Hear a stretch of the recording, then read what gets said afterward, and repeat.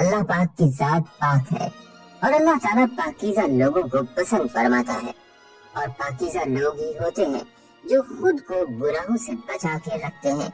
इस वीडियो में हम आपको दो ऐसे गुनाहों के बारे में बताएंगे कि कब्र के अंदर सबसे ज्यादा लोगों को अजाब इन्हीं दो कामों की वजह से होगा।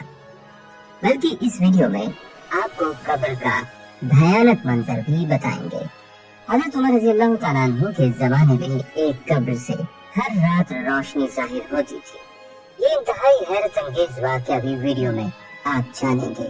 और हाँ, नबी पाक सल्लल्लाहु अलैहि वसल्लम ने मुसलमानों को कब्र के अजाब से बचने का क्या तरीका बताया, ये तरीका भी इस वीडियो के आखिर में आप सबके साथ शेयर करेंगे। तो चलिए नाज़रीन, कब्र के अहवाल से मुतल्लिक इस वीडियो का बाकायदा आगाज करते हैं। और वीडियो में सबसे पहले आपको बताते हैं कि हुजूर अकरम सल्लल्लाहु अलैहि वसल्लम ने इरशाद फरमाया कि कब्र या तो जन्नत के बागों में से एक बाग है या जहन्नुम के घरों में से एक घर। नाज़रीन, अगर किसी मुसलमान को कब्र के अंदर कामयाबी हासिल होगी तो आगे मामला इससे आसान है, और अगर कोई मुसलमान कब्र के अंदर नाकाम हुआ तो अगले हशर के अंदर रुसवाई और जिल्लत का अजाब है। हज़रत अबू हुरैरा रज़ी अल्लाह तआला अन्हु से मरवी है कि हुजूर नबी अकरम सल्लल्लाहु अलैहि वसल्लम ने फरमाया, जब मैयत को या तुम में से किसी एक को मरने के बाद कब्र में दाखिल किया जाता है तो उसके पास स्याह रंग के नीलगू आंखों वाले दो फरिश्ते आते हैं। एक का नाम मुनकर और दूसरे का नाम नकीर है। वो दोनों इस मैयत से पूछते हैं तो इस अजीम हस्ती रसूल मुकर्रम सल्लल्लाहु अलैहि वसल्लम के बारे में दुनिया में क्या कहता था। वो शख्स वही बात कहता है जो दुनिया में कहा करता था कि वो अल्लाह ताला के बंदे और रसूल हैं। मैं गवाही देता हूँ कि अल्लाह के सिवा कोई इबादत के लायक नहीं और बेशक हुजूर नबी अकरम सल्लल्लाहु अलैहि वसल्लम उसके खास बंदे और सच्चे रसूल हैं। वो कहते हैं, हमें मालूम था कि तू यही कहेगा। फिर उसकी कब्र को लंबाई और चौड़ाई में 70 हाथ कुशादा कर दिया जाता है और नूर से भर दिया जाता है। फिर उसे कहा जाता है, सुकून और इत्मीनान से सो जा। वो कहता है, मैं वापस जाकर घर वालों को बताऊं। वो कहते हैं, नहीं, नई नवेली दुल्हन की तरह सो जाओ, जिसे घर वालों में से जो इसे महबूब तरीन होता है वही उठाता है। यहाँ तक कि अल्लाह ताला रोज़े महशर उसे उसकी ख्वाब से इसी हाल में उठाएगा। और अगर वो शख्स मुनाफिक हो तो इन सवालात के जवाबात में कहेगा, मैंने ऐसा ही कहा जैसा मैं लोगों को कहते हुए सुना। मैं नहीं जानता वो सही था या गलत। बस वो दोनों फरिश्ते कहेंगे, हम जानते थे कि तुम ऐसा ही कहोगे। बस जमीन से कहा जाएगा कि इस पर मिल जा। बस वो इस पर इकट्ठी हो जाएगी, यानी उसे दबाएगी, यहाँ तक कि उसकी पसलियां एक दूसरे में दाखिल हो जाएंगी। वो मुसलसल अजाब में मुब्तला रहेगा, यहाँ तक कि अल्लाह ताला उसे इसी हालत में अजाब में उसी जगह से उठाएगा। उस्मान बिन अफ़्फ़ान रज़ी अल्लाह तआला अन्हु जन्नत और जहन्नम के जिक्र पर इस कदर नहीं रोते थे जितना कि कब्र को याद करके रोते थे। और फिर हदीस रसूल सल्लल्लाहु अलैहि वसल्लम बयान किया कि बिलाशुबह कब्र आखिरत की मंजिलों में से पहली मंजिल है, लिहाजा अगर इससे किसी ने निजात पा ली तो उसके बाद मरहले और मंजिलें इससे ज्यादा आसान हैं, और अगर उससे निजात नहीं मिली तो उसके बाद के मरहले इससे ज्यादा सख्त होंगे। बल्कि एक बार रसूलुल्लाह सल्लल्लाहु अलैहि वसल्लम बनी नजार के बाग में अपने खच्चर पर सवार थे और सहाबा किराम भी आपके साथ थे। अचानक खच्चर गुदका और करीब था कि आप सल्लल्लाहु अलैहि वसल्लम को गिरा दे। ना कहा 5, 6 या 4 कब्रें मालूम हुई। आप सल्लल्लाहु अलैहि वसल्लम ने फरमाया, इन कब्रों के अंदर जो लोग हैं कोई उनको जानता है। एक शख्स ने कहा, मैं जानता हूँ। आप सल्लल्लाहु अलैहि वसल्लम ने पूछा, ये किस हाल में मरे हैं? उस शख्स ने अर्ज किया, शिर्क की हालत में। आप सल्लल्लाहु अलैहि वसल्लम ने फरमाया, ये उम्मत अपनी कब्रों में आजमाई जाती है। अगर मुझे ये खौफ ना होता कि तुम मर्दों को दफन करना ही छोड़ दो तो मैं जरूर अल्लाह ताला से ये दुआ करता कि वो तुमको भी अज़ाब कब्र सुना दे जिस तरह मैं सुनता हूँ। रिवायत में मिलता है कि کہ ایک بار حضرت علی رضی اللہ تعالیٰ عنہ زیارت قبور کے لیے کوفہ کی قبرستان تشریف لے گئے۔ وہاں ایک تازہ قبر پر نظر پڑی۔ آپ کرم اللہ تعالیٰ وجہہ کریم کو اس کے حالات معلوم کرنے کی خواہش ہوئی، لہذا بارگاہ خداوندی میں عرض گزار ہوئے، یا اللہ اس میت کی حالات مجھ پر منکشف یعنی ظاہر فرما۔ اللہ کی بارگاہ میں آپ کی التجا فوراً مسموع ہوئی یعنی سنی گئی، اور دیکھتے ہی دیکھتے آپ کے اور اس مردے کے درمیان جتنے پردے حائل تھے تمام اٹھا دیے گئے۔ اب ایک قبر کا بھیانک منظر آپ کے سامنے تھا۔ کیا دیکھتے ہیں کہ مردہ آگ کی لپیٹ میں ہے اور رو رو کر آپ سے اس طرح فریاد کر رہا ہے کہ اے علی کرم اللہ تعالی وجہ الکریم، میں آگ میں ڈوبا ہوا ہوں اور آگ میں جل رہا ہوں۔ قبر کی دہشتناک منظر اور مردے کی دردناک پکار نے حیدر کرار حضرت علی رضی اللہ تعالیٰ عنہ کو بے قرار کر دیا۔ حضرت علی رضی اللہ تعالیٰ عنہ نے اپنی رحمت والے پروردگار کے دربار میں ہاتھ اٹھا لیے اور نہایت ہی عاجزی کے ساتھ اس میت کی بخشش کے لیے درخواست پیش کی۔ غیب سے آواز آئی کہ اے علی، آپ اس کی سفارش نہ ہی فرمائیں، کیونکہ روزے رکھنے کے باوجود یہ شخص رمضان مبارک کی بے حرمتی کرتا۔ رمضان مبارک میں بھی گناہوں سے باز نہ آتا تھا، دن کو روزے تو رکھ لیتا مگر راتوں کو گناہوں میں مبتلا رہتا تھا۔ حضرت علی رضی اللہ تعالیٰ عنہ یہ سن کر اور بھی رنجیدہ ہو گئے اور سجدے میں گر کر رو رو کر عرض کرنے لگے، یا اللہ میری لاج تیرے ہاتھ میں ہے، اس بندے نے بڑی امید کے ساتھ آپ کو پکارا ہے، میرے مالک تو اس کی بے بسی پر رحم فرما دے اور اس بیچارے کو بخش دے۔ حضرت علی رضی اللہ تعالیٰ عنہ رو رو کر مناجات کر رہے تھے۔ اللہ کی رحمت کا دربار جوش میں آ گیا اور ندا آئی، اے علی ہم نے تمہاری شکستہ دلی کے سبب اسے بخش دیا، چنانچہ اس مردے پر سے عذاب اٹھا لیا گیا۔ اب غور سے خواتین و حضرات یہ بھی سنیں کہ حضرت ابن عباس رضی اللہ تعالیٰ عنہ سے روایت ہے کہ نبی کریم صلی اللہ علیہ وآلہ وسلم ایک مرتبہ مدینہ کے ایک باغ میں تشریف لے گئے۔ وہاں آپ صلی اللہ علیہ وآلہ وسلم نے دو شخصوں کی آواز سنی کہ جنہیں ان کی قبر میں عذاب دیا جا رہا تھا۔ یہ آواز سن کر آپ صلی اللہ علیہ وآلہ وسلم نے ارشاد فرمایا کہ ان کو ان کی قبر میں عذاب ہو رہا ہے اور عذاب کسی بڑے گناہ کی وجہ سے نہیں ہو رہا۔ پھر آپ صلی اللہ علیہ وآلہ وسلم نے ارشاد فرمایا کہ ان میں سے ایک شخص کو پیشاب کے چھینٹوں سے نہ بچنے کی وجہ سے عذاب ہو رہا ہے اور دوسرے شخص کو چغل خوری کرنے کی وجہ سے عذاب ہو رہا ہے۔ پھر آپ صلی اللہ علیہ وآلہ وسلم نے کھجور کی ایک شاخ منگوائی اور ان کو دو حصوں میں تقسیم کر کے ان دونوں کی قبروں پر رکھ دیا۔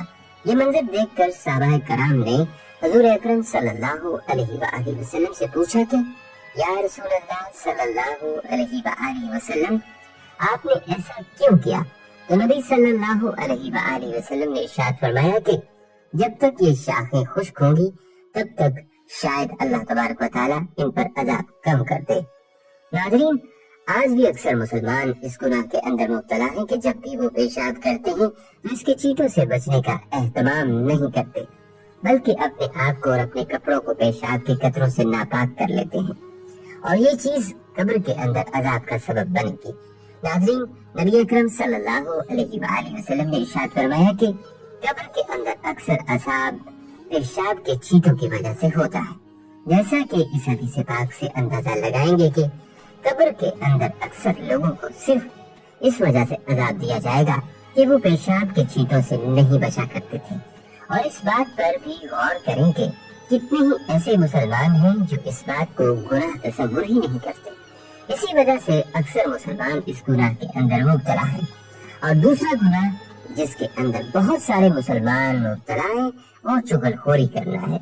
حضرت محمد صلی اللہ علیہ وآلہ وسلم نے ارشاد فرمایا کہ چغل خور جنت میں نہیں جائے گا، اور حضرت عبد الرحمن سے روایت ہے کہ نبی اکرم صلی اللہ علیہ وآلہ وسلم نے ارشاد فرمایا کہ خدا کے بندوں میں سے سب سے بدترین بندہ وہ ہے جو چوری کرتا ہے اور دوسروں کے درمیان جدائی ڈالتا ہے۔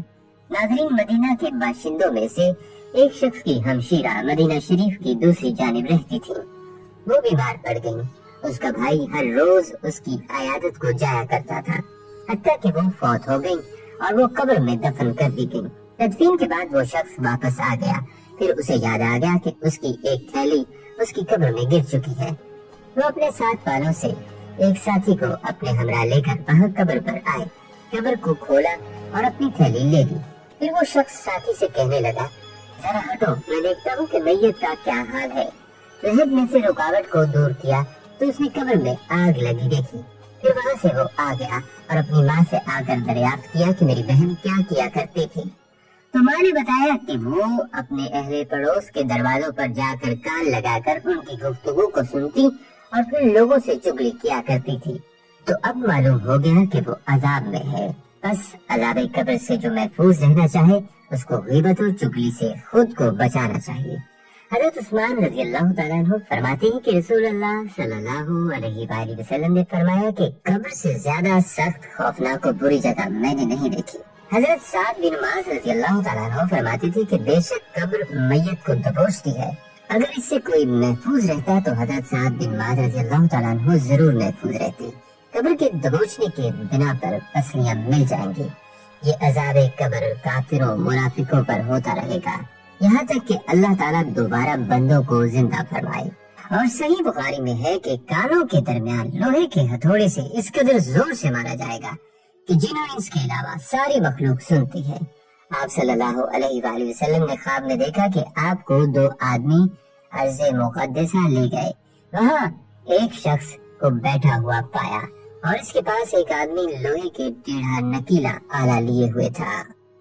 اس کے ذریعے سے اس کے ایک جبڑے میں داخل کر کے اس کی گدی تک لے جاتا، پھر دوسرے جبڑے کی گدی کو بھی ایسے ہی کھینچتا اور پھر دونوں کو ملا دیتا، پھر اس کی اپنی پہلی حالت پر پلٹ آنے کے بعد سزا کا یہ عمل پھر دہرایا جاتا۔ چنانچہ آپ نے ایک اور آدمی کو دیکھا جو اپنی گدی کے پر لیٹا ہوا ہے اور اس کے قریب ایک آدمی بڑا پتھر لیے کھڑا تھا، وہ اس کے ذریعے سے اس کا سر کچل رہا تھا۔ پتھر لڑک کر دور جا گرتا ہے، جب تک وہ اسے لاتا سر پھر جڑ جاتا ہے اور اس طرح یہ عمل بھی جاری رہتا ہے۔ پھر آپ نے اس کی تفصیل بتلائی کہ جس کی گدی کو چیرا جا رہا تھا یہ وہ شخص تھا جو جھوٹ بولا کرتا تھا اور لوگ اس سے اس جھوٹ کو دور دور تک پھیلاتے، قیامت تک اسے عذاب دیا جاتا رہے گا۔ دوسرا وہ شخص تھا جس نے قرآن سیکھ کر غفلت برتی، راتوں کو سویا رہتا اور دن میں اس پر عمل بھی نہیں کرتا، تو اسے بھی قیامت تک یہ عذاب دیا جاتا رہے گا۔ دوسروں کی پیٹھ پیچھے برائی کرنے والے، غیبت کرنے والے اپنے چہرے اور سینے کو تانبے والے ناخون سے نوچیں گے۔ یہاں ناظرین قبر کے احوال سے متعلق یہ بھی جان لیجئے کہ ایک اللہ والے قبرستان سے گزر رہے تھے کہ اس کو قرآن کی تلاوت سنائی دی۔ اس نے ارد گرد نظر دوڑائی لیکن کوئی دکھائی نہ دیا، تلاوت کی آواز مسلسل آ رہی تھی۔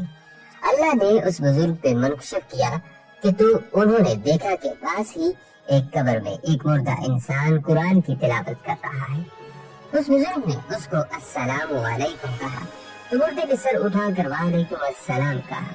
اس اللہ والے بزرگ نے پوچھا کہ ہم نے سنا ہے کہ مرنے کے بعد کوئی عمل نہیں ہوتا، دو ہی باتیں ہوتی ہیں، یا سزا ہوتی ہے یا جزا، آرام یا عذاب، لیکن یہ نہیں سنا تھا کہ قبر میں بھی ذکر و افکار، تلاوت و تسبیح کرنی پڑتی ہے، اور آپ تو ماشاءاللہ قرآن پڑھ رہے ہو۔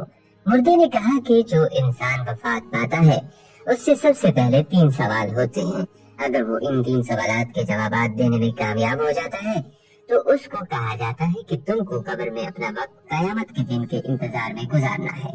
جب تمام دنیا والے یہاں پہنچ جائیں گے تو قیامت قائم کر دی جائے گی، یہ قبر تمہاری آخری آرام گاہ ہے۔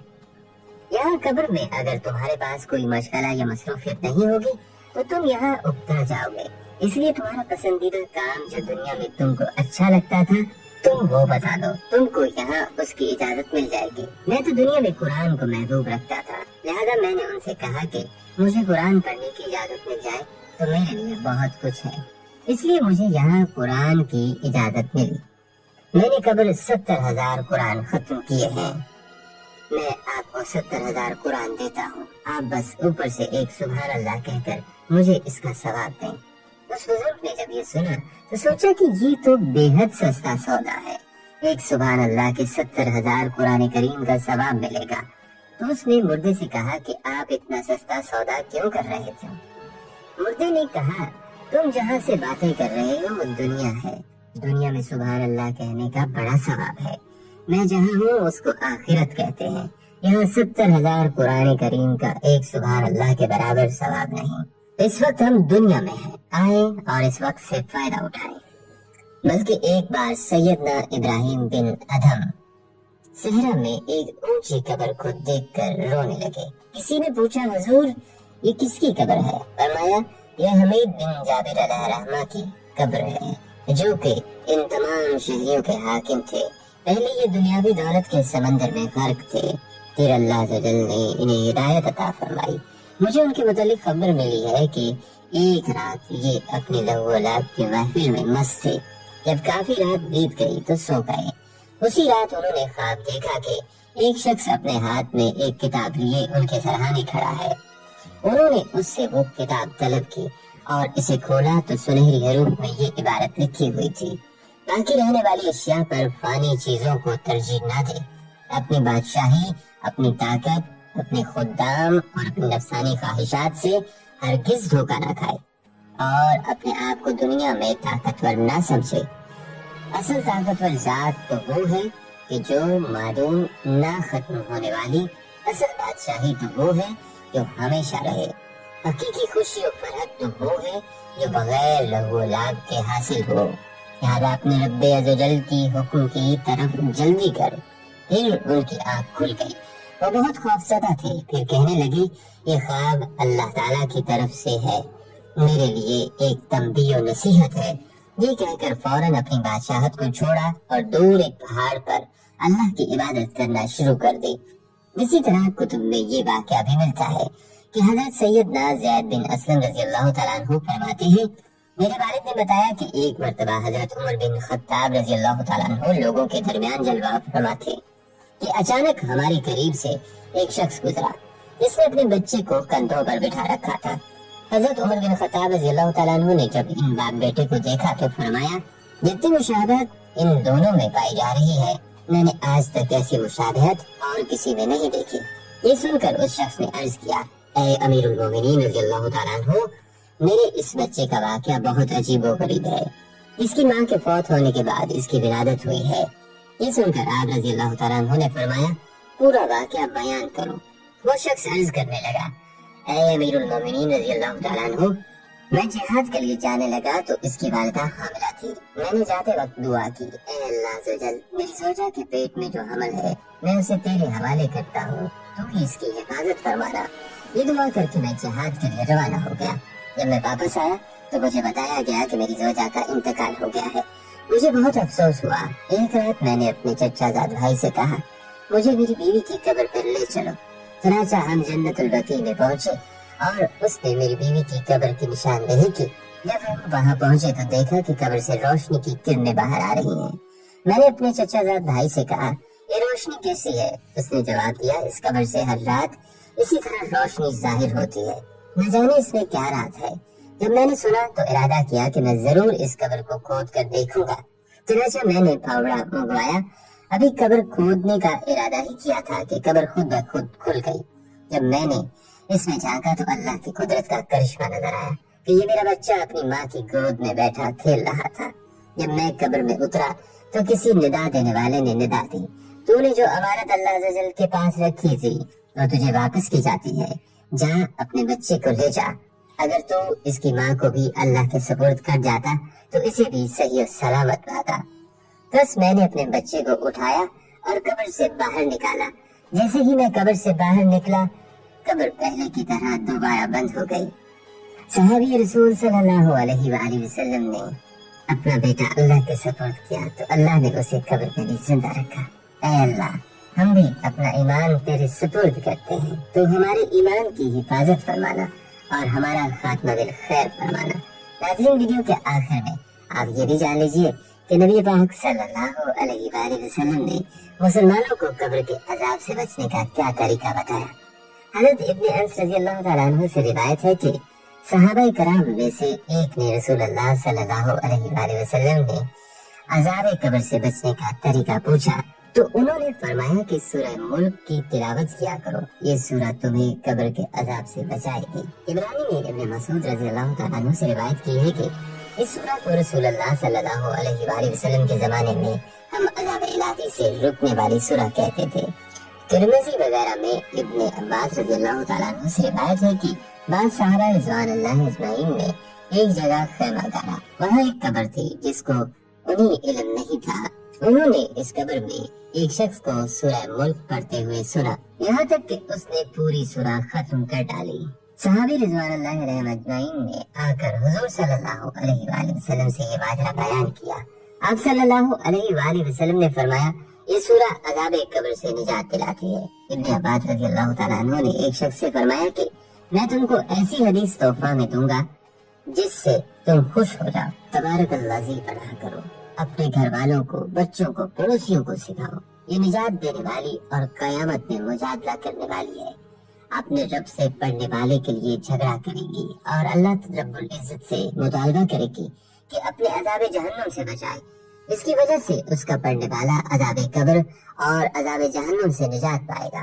ابن ماجہ اور حاکم نے اور ان کے علاوہ بہت سے محدثین نے حضرت ابو ہریرہ رضی اللہ تعالیٰ عنہ سے روایت کیا ہے کہ رسول اکرم صلی اللہ علیہ وآلہ وسلم نے فرمایا، قرآن مجید کی ایک سورہ 30 آیتوں والی ہے۔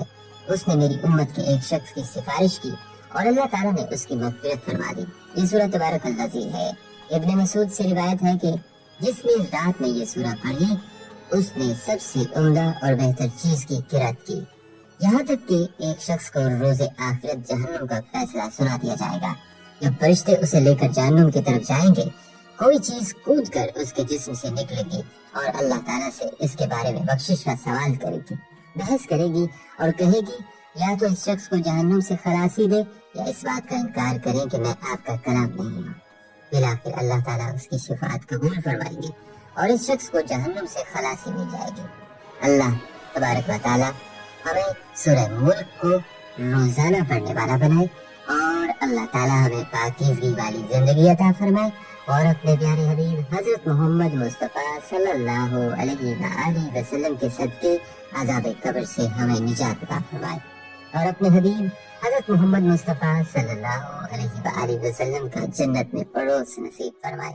آمین یا رب۔